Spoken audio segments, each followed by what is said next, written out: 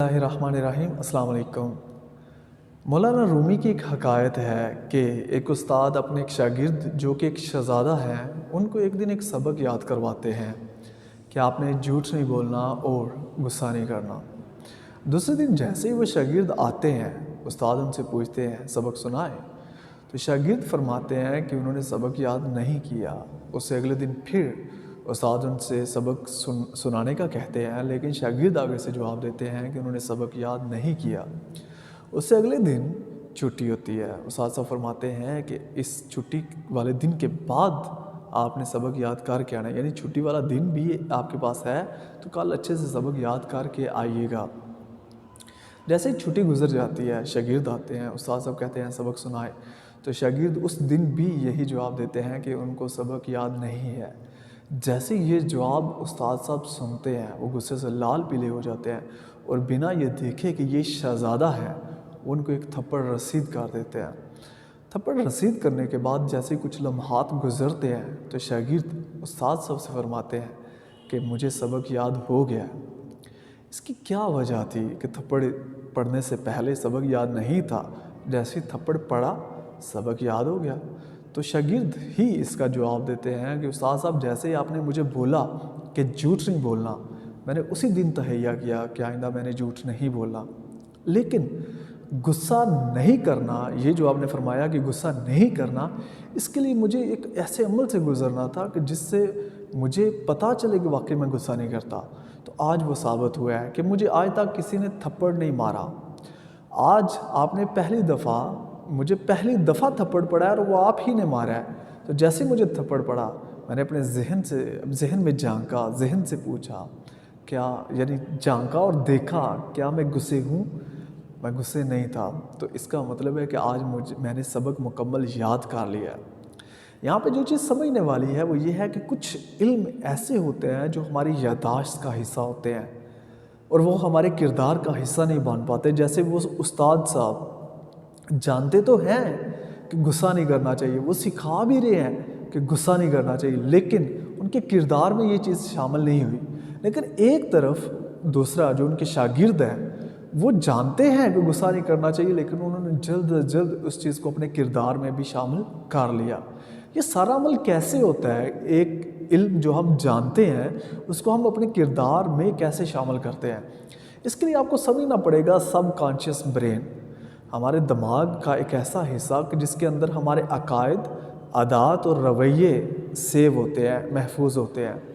यहाँ पे वो सारा डाटा सेव होता है जो बचपन से लेके आज तक आपने देखा, सुना, जाना, यानी आपकी जो सेंसेस हैं, हिस्से हैं, उनसे जो कुछ भी डाटा रिसीव हुआ आपके ब्रेन को, वो वहाँ सेव होता गया। अब वहाँ पे एंट्री मारने का सिर्फ एक ही तरीका है, वो ये है कि जो भी आप चीज़ सीखें उसको महसूस करें, उसके साथ जज्बात का, एहसासात का रंग चढ़ाएं उस पर। जैसे ही किसी चीज़ के साथ जज्बात का रंग चढ़ाएंगे, जज्बात एहसासात को शामिल करेंगे, वो चीज़ आपके ब्रेन के उस हिस्से जिसको हम सब कॉन्शियस ब्रेन बोलते हैं वहाँ पे जाएगा और वहाँ पे जाके तब्दीली पैदा करेगा। मसलन मैं आपको कहता हूँ अल्लाह एक है, आपने सुन लिया, आपसे कोई पूछेगा अल्लाह कितने, आप बोलेंगे अल्लाह एक है।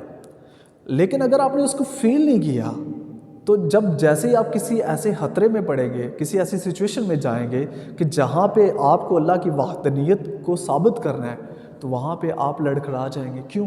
क्योंकि आपने उस इल्म को फील करके अपने सब कॉन्शियस में उतारा ही नहीं है, अपने अकायद में उसको डाला ही नहीं है। जानते तो आप हैं, लेकिन अकायद में शामिल करना ज़रूरी था। और अकायद कहाँ पे है? हमारे सब कॉन्शियस ब्रेन में। और सब कॉन्शियस ब्रेन तक आपने अगर एक्सेस करना है, वहाँ तक अगर आप एंट्री करना चाहते हैं, तो आपको एहसासात मिक्स करने होंगे अपने उस इल्म के साथ जो आपने सीखा है, वगरना ऐसा नहीं होगा। مثلا शुरू से लेके अभी तक हम सीखते आए हैं, सुनते आए हैं कि अल्लाह ताला औलाद दे के आजमाता है, ले के आजमाता है, माल दे के आजमाता है, माल ले के भी आजमाता है। लेकिन फिर भी ऐसा क्यों होता है कि हमारे पास जैसे ही कोई नुकसान होता है, माली नुकसान होता है, हम मुंह लटका के बैठ जाते हैं, नाउम्मीद से हो जाते हैं, नाशुक्रे से हो जाते हैं, मायूस से हो जाते हैं?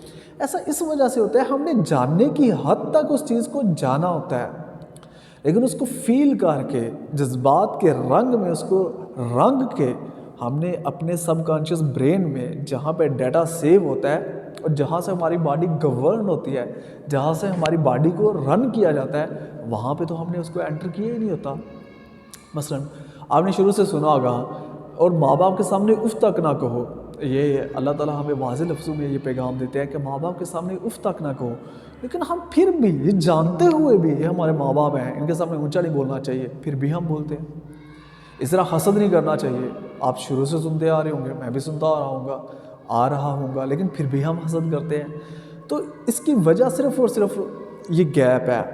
ہم نے جو کچھ بھی سنا ہوتا ہے، جانا ہوتا ہے، اس کو جب احساسات، اس کے ساتھ احساسات کا رنگ دیتے ہیں، اس کے ساتھ احساسات کو جوڑ دیتے ہیں، پھر جا کے کہیں وہ علم ہمارے عقائد کا حصہ بنتا ہے، ورنہ وہ نہیں بنتا۔